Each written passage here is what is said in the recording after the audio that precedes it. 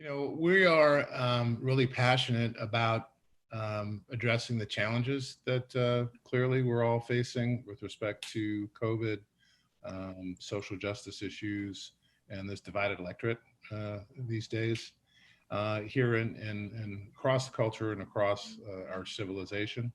And it's clear that mental health and well-being have taken a real big hit with respect to these challenges.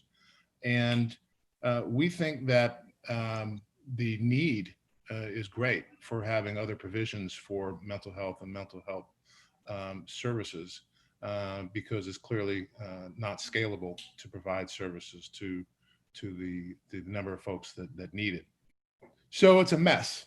I've seen this personally as a parent, a 12-year-old who has had to deal with distance learning, listening to his friends talk about issues, having to sort of see and hear about unfortunate cases of suicide by young people and things such as that.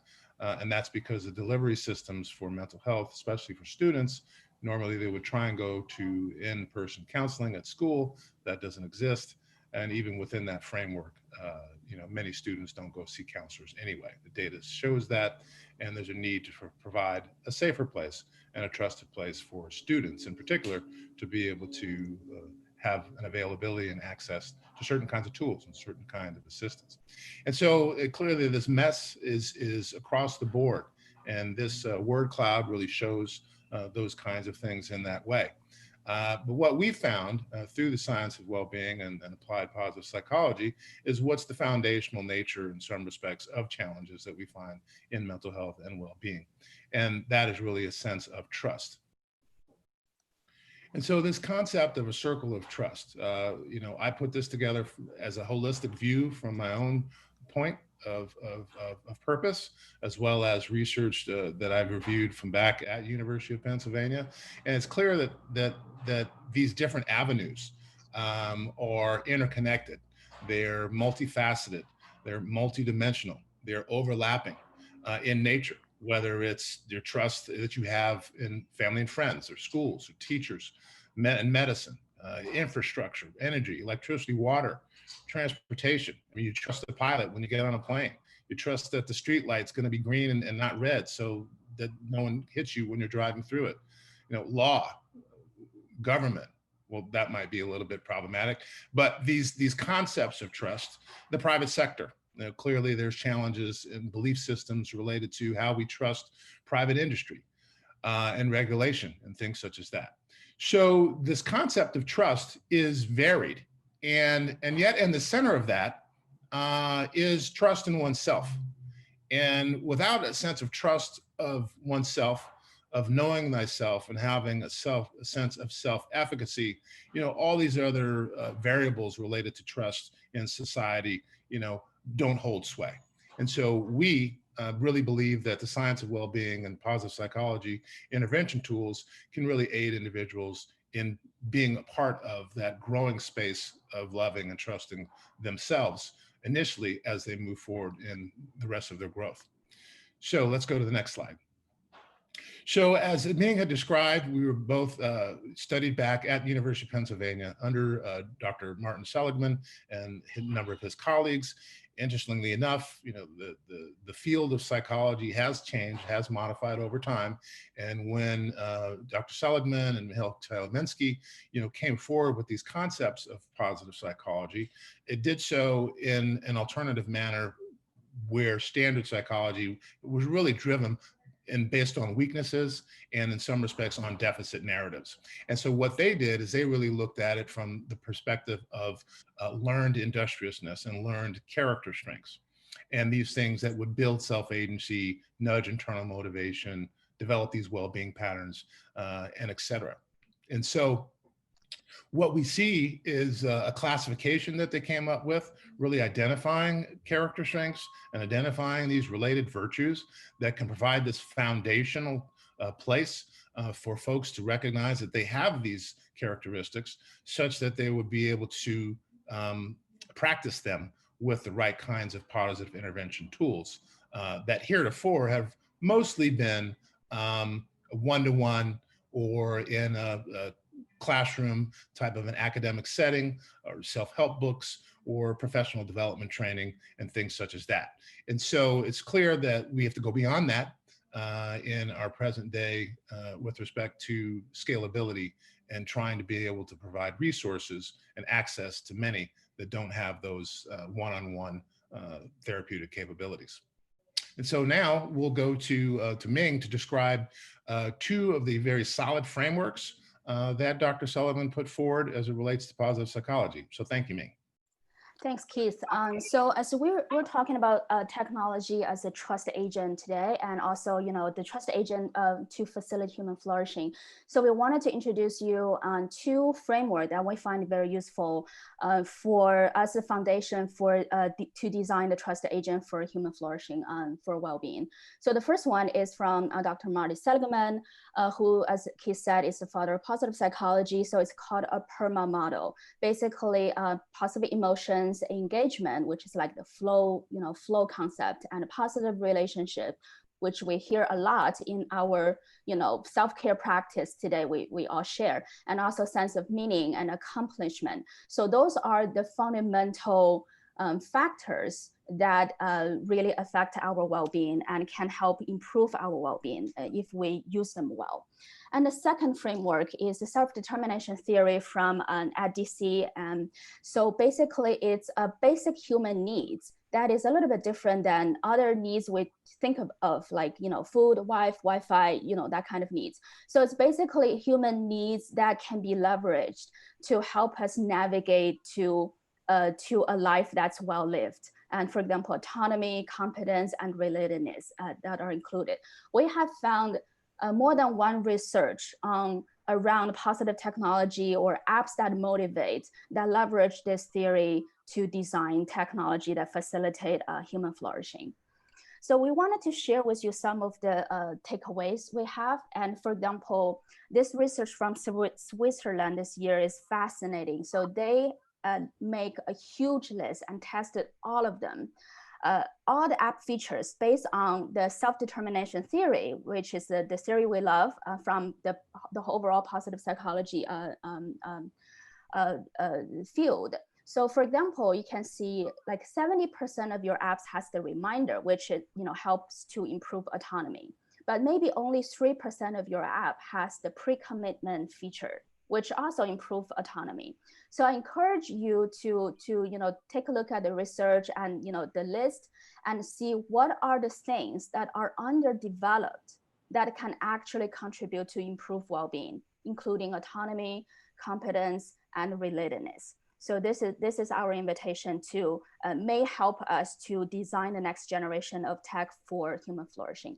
And another thing we wanted to share with you guys is the research of trust from our own Jeff Hancock from Stanford. So he mentioned 3 elements very critical to build a trusting relationship between tech and human, which is warmth, confidence, and reliability. And I trust that he has many evidence and research to prove those framework. But our argument is, in the time we wanted to build tech for well-being, tech to facilitate human flourishing, we believe the science of well-being, positive psychology could facilitate the trusting relationship, adding warmth, confidence, reliability to build trusting relationship between technology and human. So before we move to the next session, applications, Keith, do you have anything to add to our second session? Yes, thank you, Ming. I do. And one of the things that we want to look at and be very clear of is just individuals, as people ourselves, not as academics, researchers, pundits, or what have you. Maybe as parents, though, is that it's really key that the key element in the adoption of any new practice is relevance. And what I mean by that is that old phrase we hear where you have to meet people where they are, or you got to meet people where they're at, in context and in presence. And that's real. And that's not about, that's not management consulting speak. That's human. Mm-hmm. And so we feel that in looking at matters of, well, how can we help to share the science of well-being, as Ming described with her Uber story? How do we do that if folks are busy, if folks are unaware, and if folks are certainly not going to be able to sort of access that through their normal life? And so it's our kind of we posit that conversational tech platforms in this way can, in light of the ever-present and ubiquitous nature and how interactive users are with their smartphones, is truly that platform in which to do so. And so we believe that this can really be more of a personal fit for people's mental health practice. I wanted to bring a little levity to the conversation, since we moved into an arena that I felt we probably would, which is, the challenges that we're all facing with social distancing and isolation and things such as that, whether as parents or grandparents or what have you, or just individuals. And so I wanted to share this as it relates to the mission of all of us, and certainly of the organization, and looking at this connectivity between and this intersection of human sciences and technology. Now, some would suggest that across time and across history, there's been many different avenues that have tried to anticipate and view, how people are going to think or believe or make mention of something, whether they were, soothsayers or astrologists or what have you, numerologists, things such as that. And so just wanted to be clear that positive psychology is a science. It's about evidence-based solutions. And it's about really driving the efficacy and the ability for the users and the learners to do that within themselves. And so it's not trying to, get a magic crystal ball to fix these things in that way. So again, as we've described, this conversational agent is something that is really a judgment-free place where hopefully users can trust and flourish and experience well-being. As we described earlier, the nature of these psychologist curated prompts are such that individuals can access these things daily. They also get reminder prompts and things such as that. And this provides a personalized support for them across a variety of particular subject matters and topics, whether it's 3 blessings, gratitude journaling, goal settings, other forms of positive affirmations, and etc. And so, again, these shortcuts, and this is, again, relevance, these shortcuts can be accessed and used, before work, at lunchtime, after school. And so the concept in the future, with deeper and continued research and work with AI, is the applicability for this to have individual coaches really be able to check in a more timely manner with users as well. So again, this is just a quick chart that really evidences things that we all experience. Change happens at the speed of trust. And that is so. It's one of those things, another phrase that's similar is that people may not remember what you say, but they will remember how you made them feel. And I think that this concept has a sister-like relationship to this concept that change happens at the speed of trust.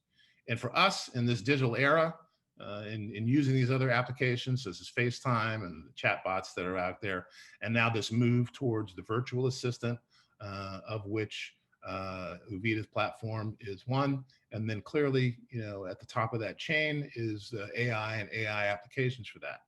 And we believe that these platforms can be very helpful with respect to other social challenges that we do have, which is related to the social norms, stereotyping, systemic racism, values, belief systems, the instant gratification challenges that we have, consumer behavior. because it all is directed inside of a personalized experience that one can have at their fingertips, and it's for them, and it's based on science and evidence-based solutions that are there to sort of build their self-efficacy and nudge them in their own internal motivation. And so we are motivated to continue to sort of be a part of this team of researchers and social scientists and positive psychologists and et cetera, to keep moving this conversational agent voice assistance platform moving forward. Ming is going to give you a little bit of a demo that highlights some of the practices that one would find in experiencing the Uvita platform. We create mental fitness exercises to help you beat burnout, loneliness, and help you feel better. Unlike other self-care tools, on Uvita, you can practice self-care with your Siri, and it feels like a conversation. I'm going to open the app. There are all kinds of mental fitness exercises designed by coaches and therapists. I'm going to demo you these 3 good things.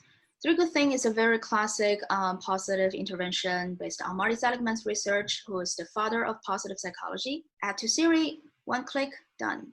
Now, all I need to do is to say, hey Siri, 3 good things. Hi, Ming. It's nice to hear from you. I'm glad you reached out. How's it going? Mine is pretty good. Thank you for sharing, Ming. Let's reflect on your day by talking about the good things that happened.